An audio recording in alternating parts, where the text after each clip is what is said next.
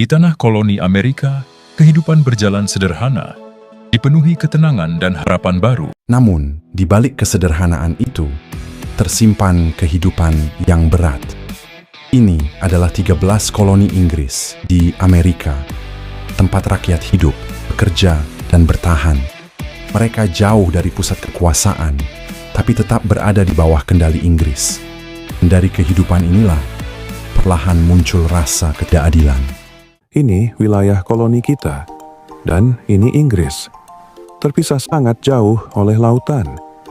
Sejauh pun, bagaimana mereka bisa tetap mengatur kita? Lewat kapal-kapal itu, semua perintah, barang, bahkan aturan datang dari sana. Tapi perjalanan sejauh itu pasti memakan waktu lama. Benar, komunikasi lambat, tapi kekuasaan mereka tetap sampai ke sini. Jadi, mereka mengatur kita tanpa benar-benar tahu keadaan kita di sini. Itulah awal dari masalah yang lebih besar. Kita harus mengatur urusan kita sendiri di sini. Inggris terlalu jauh untuk memahami keadaan kita. Tapi bukankah kita tetap berada di bawah kekuasaan Inggris? Koloni memiliki pemerintahan sendiri. Mereka mengatur kehidupan sehari-hari, namun kekuasaan tertinggi tetap di tangan Inggris. Jadi, kita mengatur diri sendiri, tapi tetap harus mengikuti perintah mereka. Ketika Inggris mulai ikut campur lebih jauh, terutama dalam urusan pajak. Mulai hari ini, semua dokumen resmi dikenakan pajak. Ini perintah dari Inggris. Pajak lagi? Kami sudah membayar sebelumnya. Kami tidak pernah diminta pendapat. Kenapa kami harus terus membayar? Inggris memberlakukan berbagai pajak tanpa memberi rakyat koloni hak untuk bersuara. Kalau kami tidak punya suara, kenapa kami harus membayar? Seharian. Tidak ada yang membeli, karena mereka dipaksa membeli dari Inggris. Inggris memonopoli perdagangan. Ekonomi rakyat koloni mulai tertekan. Harga makin mahal, tapi kami tidak punya pilihan. Dan dari tekanan inilah, perlawanan mulai tumbuh. Kita tidak bisa terus seperti ini. Kalau kita diam, mereka akan terus menekan kita. Kalau kita tidak bersuara, siapa lagi?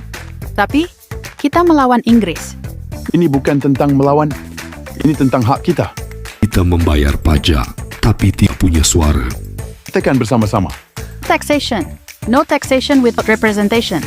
Namun, di tanah yang kita sebut rumah, rasa kecewa mulai tumbuh subur. Pajak setelah pajak, tanpa ada suara kita. Pajak ini merusak daganganku. Hard-earned money-ku diambil begitu saja oleh kerajaan yang tak pernah mendengar kita. Bukan hanya pedagang, semua keluarga merasakan beban ini. Ini bukan lagi tentang uang, ini tentang keadilan. Teman-teman, kita bukan budak. Kita adalah orang-orang bebas yang layak mendapat kebebasan. Kita harus menunjukkan kepada mereka bahwa suara rakyat tidak akan pernah diam. Bersama-sama. Suara sorak-sorai dan teriakan bersatu dari sekelompok orang. Bubarkan diri kalian sekarang juga. Ini tanah kami. Ini perintah, bubar sekarang.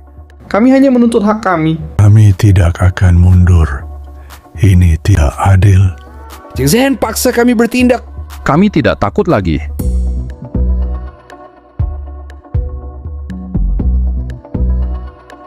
Protes mulai berubah dari sekadar suara menjadi konflik langsung rakyat dan tentara. Kini berhadapan secara nyata. Ini belum selesai.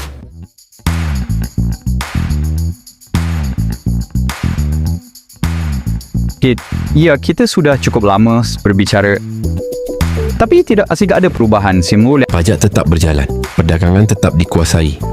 Dari Inggris sudah tiba di pelabuhan. Jika ini terus dibiarkan, mereka akan semakin kuat. Dan kita sama sekali tidak punya pilihan. AS2 ni kan memaksa kepada kita mesti beli ke segar kita dapat pastikan kan apa dan itu tidak pernah kan sampai ke rakyat. Maksud menghentikannya? Kita buang ke laut.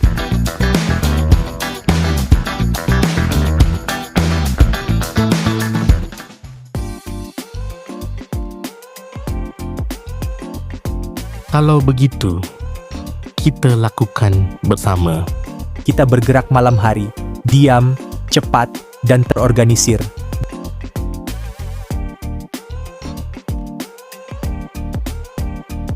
Untuk keadilan.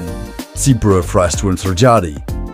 Rakyat koloni berencanakan aksi mereka secara diam-diam. Membuat tindakan spontan dan bijak sukses bersama. Esok malam, kita mulai. Pada malam 16 Desember 1973, di pelabuhan Boston, sebuah keputusan yang mengubah sejarah dunia.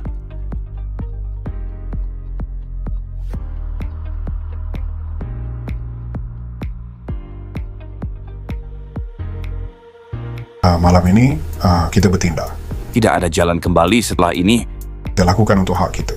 Inilah awal dari pergolakan. Aksi yang akan dikenal sebagai Pesta Teh Boston. Ini Mars yang gelapuin Estewera Hazinyongkan berbagai sejarah sebuah peristiwa yang akan dikenal sebagai Boston Tea Party. Malam ini kita bertindak.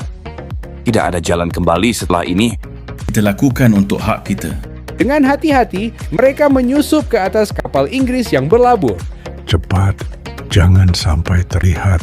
Peti-peti teh yang berharga itu dihancurkan, sebuah simbol perlawanan yang bergema hingga ke parlemen Inggris.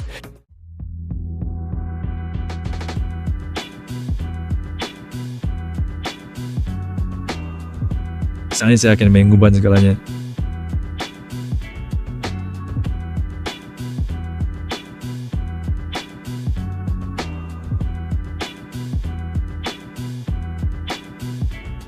Peristiwa ini dikenal sebagai Boston Tea Party, sebuah bentuk perlawanan nyata terhadap kebijakan Inggris.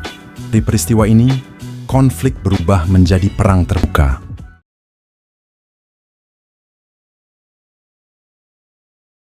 Di daratan Amerika, 13 koloni hidup dalam kedamaian di bawah bayangan Inggris. Namun, di balik tenangnya ini, tekanan membesar. Pemerintah Inggris menerapkan pajak yang memberat, membebani petani dan pedagang. Pajak tanpa perwakilan. Rakyat koloni tidak punya suara di parlemen Inggris, meski hidup dan bekerja di tanah sendiri. Bukan cuma pajak, kebebasan berdagang dan mengatur kehidupan juga dibatasi. Perasaan tidak adil mulai tumbuh. Inilah cikal bakal perubahan besar. Sebuah impian kemerdekaan yang akan mengubah dunia. Pajak demi pajak kami bayar, tapi di parlemen Inggris suara kami tak pernah didengar. Ini tidak adil. Tak hanya pajak, setiap aspek kebebasan kami dibatasi. Kami tak lagi berani berbicara, tak lagi bebas bertindak. Kekuasaan Inggris telah menjadi rantai yang mengekang kita.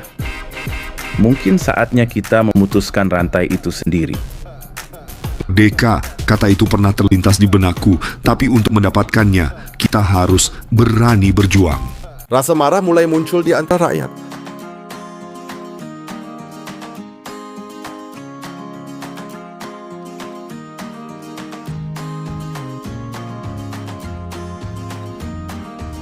Ini tidak adil. Kalau kita diam, kita akan terus ditindas.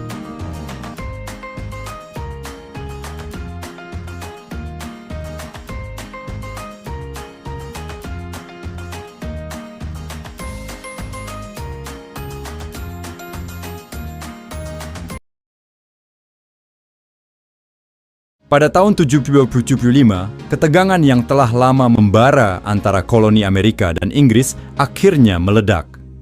Pasukan Inggris, dengan perintah dari London, siap menindaklanjuti pemberontakan koloni.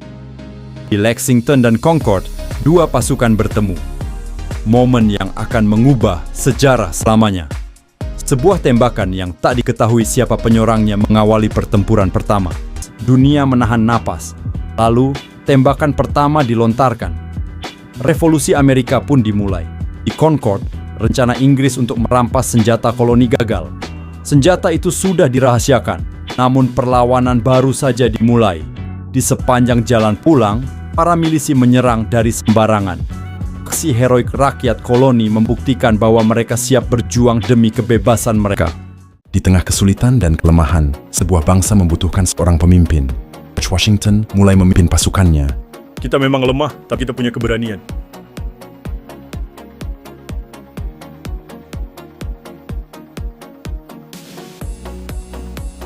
Kami siap mengikuti Anda. Di tengah perang kemerdekaan, pasukan koloni Amerika menghadapi ujian terberat. Mereka lelah, kelaparan, dan di belakangnya adalah musuh yang jauh lebih kuat. Namun, di tengah kehancuran, bangkit seorang pemimpin, George Washington, seorang komandan yang akan mendefinisikan arti keteguhan. Dengan strategi cermat, ia memimpin pasukannya melawan Ying Jun yang super kuat, mengubah kelemahan menjadi keunggulan tak terduga. Kepemimpinannya adalah pahlawan bagi para tentara, membuat mereka tetap bertahan. Di tengah kekacauan itu, muncul sosok pemimpin yang tegas, yaitu George Washington. Ia berdiri di hadapan pasukannya yang sederhana, bukan tentara profesional, melainkan rakyat biasa yang berani. Kita mungkin tidak memiliki senjata terbaik, tapi kita punya sesuatu yang lebih kuat, keinginan untuk merdeka. Tapi, bagaimana kita melawan Inggris yang begitu kuat? Kita tidak harus lebih kuat. Setelah deklarasi kemerdekaan, perjuangan baru saja dimulai. Perang melawan Inggris semakin sengit. Inggris mengirim lebih banyak pasukan. Pasukan Amerika dengan persenjataan terbatas menghadapi kenyataan pahit. Kita kedinginan, bahkan untuk berdiri saja sulit. Aku tidak tahu berapa lama kita bisa bertahan seperti ini. Tengah penderitaan, George Washington melihat bukan hanya kesulitan, tapi juga keberanian yang tak pernah padam. Kita tidak bisa melawan mereka secara langsung. Gunakan medan. Serang saat mereka lengah.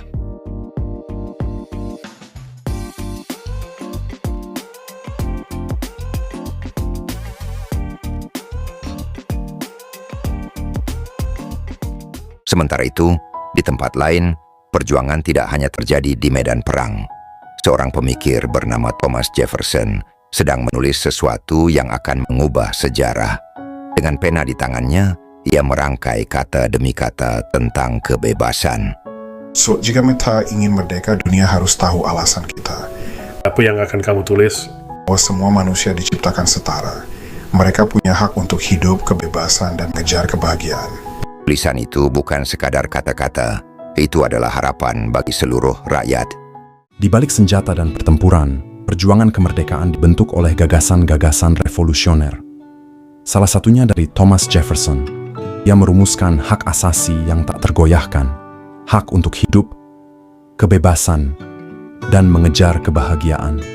Ide-ide yang mengubah dunia. Gagasan-gagasan ini dituangkan dalam sebuah dokumen yang menjadi titik balik sejarah, Deklarasi Kemerdekaan. Sementara itu, di seberang lautan, Prancis mulai memperhatikan perjuangan Amerika. Mereka melihat bukan sekadar pemberontakan, tapi perjuangan untuk kemerdekaan.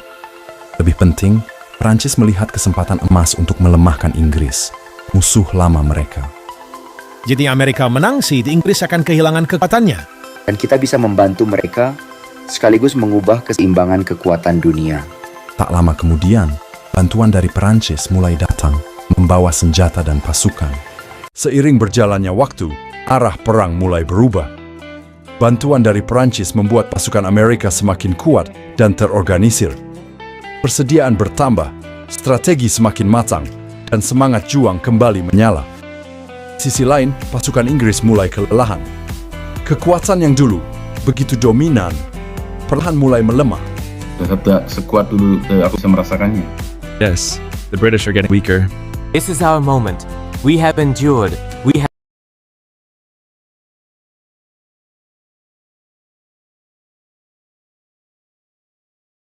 1783, setelah 8 tahun perang, sebuah perjanjian di Paris mengubah segalanya. Inggris akhirnya mengakui kekalahan dan merdeka Amerika. Suasana haru, lega, dan bahagia menyelimuti rakyat. Ini bukan sekadar kemenangan militer.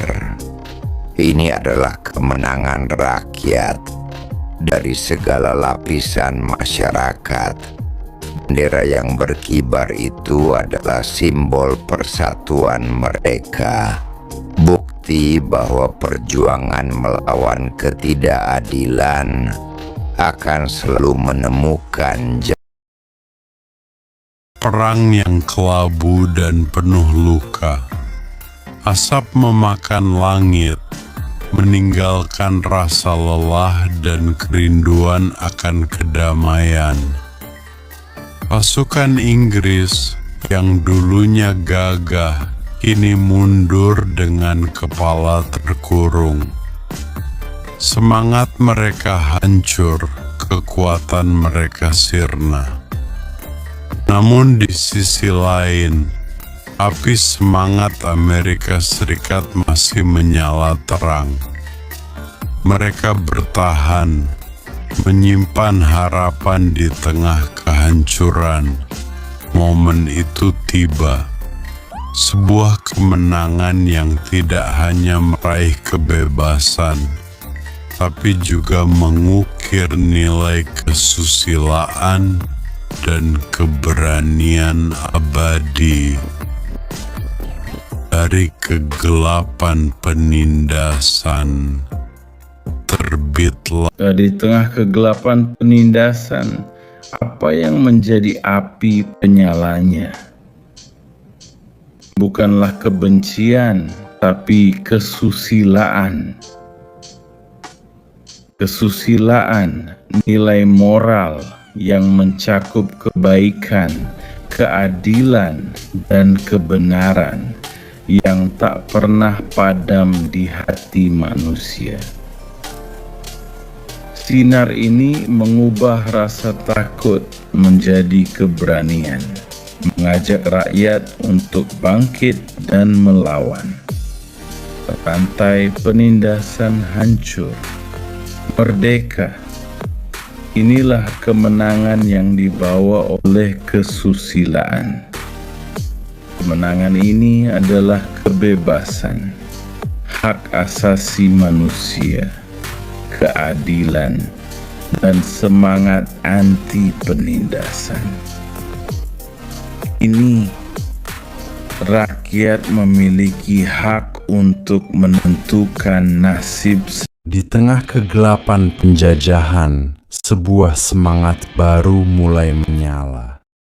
Semangat perlawanan rakyat Amerika.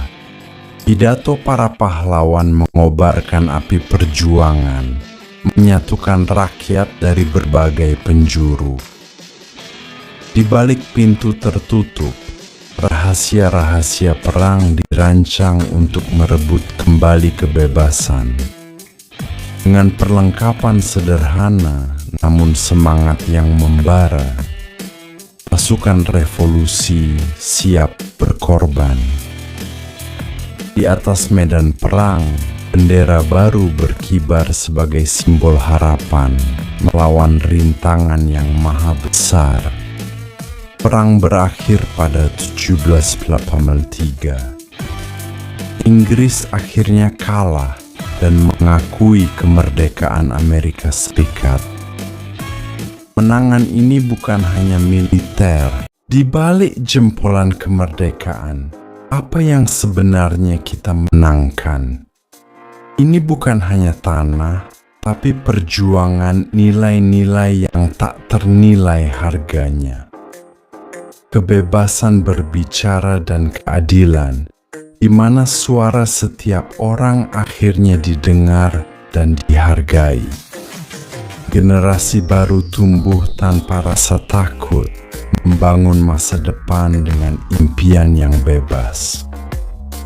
Sebuah bangsa yang bangkit, di mana martabat dan hak asasi manusia menjadi fondasi kehidupannya. Inilah kemenangan sejati. Sebuah masyarakat yang bertransformasi, penuh harapan dan keadilan. Di balik cahaya dan bayangan, sebuah perjuangan dimulai. Bukan hanya untuk tanah, tapi untuk jiwa dan nilai-nilai yang tak terjual beli. Ketika kegelapan seakan menelan harapan, dan penindasan merendam semangat untuk berjuang. Namun, Dari dalam kesusahan, lahirlah keberanian. Sebuah keberanian yang menyatu untuk menantang takdir. Perlahan, langit berubah. Kegelapan mulai sirna, dan cahaya kebebasan menyinari setiap sudut kota.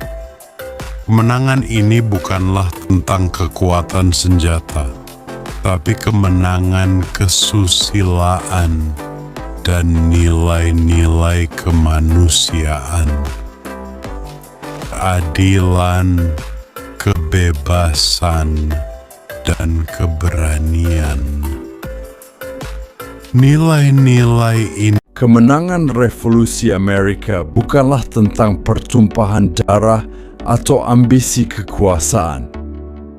Ini adalah kemenangan kesusilaan. Sebuah janji akan kebebasan, keadilan, dan hak asasi manusia. Nilai-nilai ini, keberanian dan persatuan, adalah warisan yang harus kita jaga setiap hari. Karena perjuangan melawan ketidakadilan akan selalu menjadi simbol harapan bagi seluruh dunia.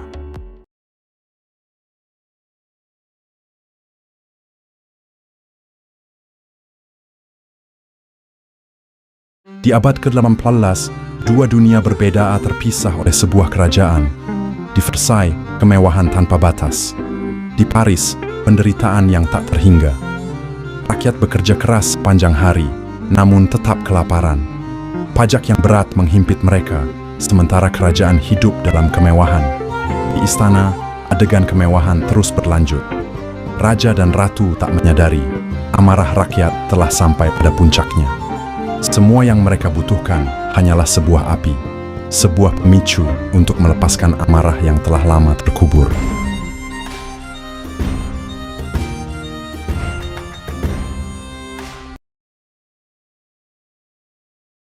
Di abad ke-18, Prancis terbagi dua dunia. Satu untuk kerajaan yang hidup dalam kemewahan, dan satu lagi untuk rakyat yang merintih kelaparan. Ketidakadilan ini menyulut api kemarahan yang tak terbelah di hati rakyat. Pada 14 Juli 1769, amarah itu meledak. Bastille, simbol penindasan monarki, jatuh ke tangan rakyat. Revolusi telah dimulai, dan tak ada yang bisa membelahnya. Namun, revolusi memakan anak-anaknya sendiri. Zaman teror pun dimulai, dengan gilyotin sebagai simbol keadilan yang melampaui batas. Dari amarah dan kekacauan, seorang jenderal muda bangkit. Napoleon Bonaparte, sang penuntun baru bagi Prancis. Dari sebuah pulau di Laut Tengah, lahirlah seorang anak laki-laki dengan ambisi sebesar samudra, siap mengubah dunia. Meskipun dianggap sebagai orang asing di Prancis, bakat militer dan kecerdasannya membukakan pintu untuk naik kelas sosial. Ketika revolusi Prancis mengguncang monarki, dunia yang teratur hancur, dan di tengah kekacauan, sebuah peluang besar menanti. Napoleon memanfaatkan kekacauan itu. Dengan kepemimpinan militer yang jenius, ia naik menjadi pahlawan revolusi. Dari seorang anak laki-laki biasa, ia menjadi Napoleon.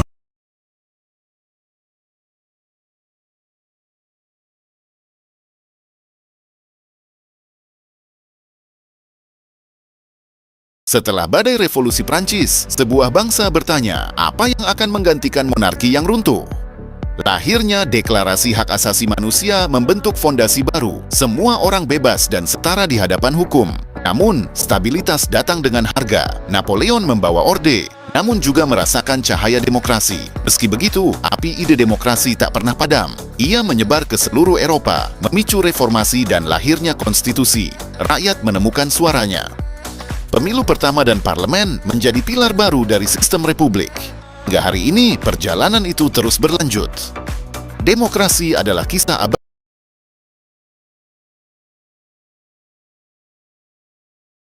Di tengah sisa-sisa monarki yang runtuh, sebuah bangsa menatap masa depan dengan harapan baru. Suara rakyat yang dulu terpendam, kini bergema keras, mendefinisikan kembali makna kekuasaan. Ide-ide kebebasan, kesetaraan, dan persaudaraan menyebar seperti api, menembus setiap sudut kota dan desa.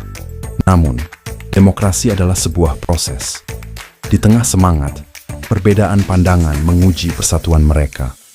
Setiap suara yang dimasukkan adalah harapan untuk sebuah bangsa yang baru. Inilah lahirnya sebuah konsep revolusioner, sebuah pemerintahan oleh rakyat dan untuk rakyat. Di tengah gemerlap dan penderitaan, sebuah gagasan lahir. Sebuah gagasan yang akan mengubah dunia.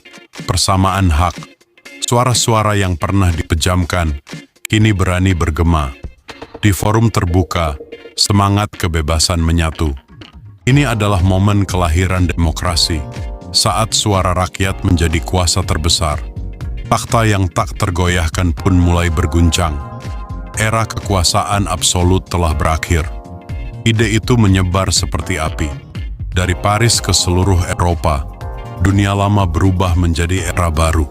Sebuah dunia di mana harapan menguat dan setiap individu percaya pada Dari api perlawanan, lahirlah sebuah ide yang akan mengubah dunia selamanya. Ide kebebasan dan demokrasi menyebar, membentuk institusi baru yang memberdayakan rakyat.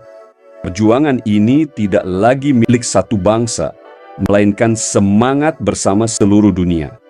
Dan perlahan, dunia yang baru terbentuk. Sebuah dunia di mana harapan menggenggam masa depan.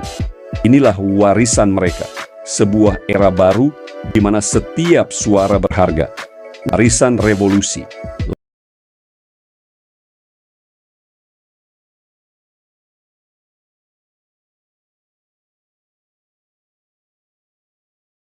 Di tengah abad ke-18, semangat perubahan mulai membara di koloni Amerika. Penindasan Britania Raya menyulut api kemarahan dan keinginan akan kebebasan. Protes meledak di kota-kota. Rakyat menuntut hak mereka, menantang mahkota yang jauh di atas lautan. Di bawah pimpinan George Washington, sebuah bangsa bersiap berjuang, tidak hanya untuk merdeka, tapi untuk sebuah ide baru. 1775, Declaration of Independence ditandatangani, menyuarakan hak alami manusia, hidup, kebebasan, dan pencarian kebahagiaan.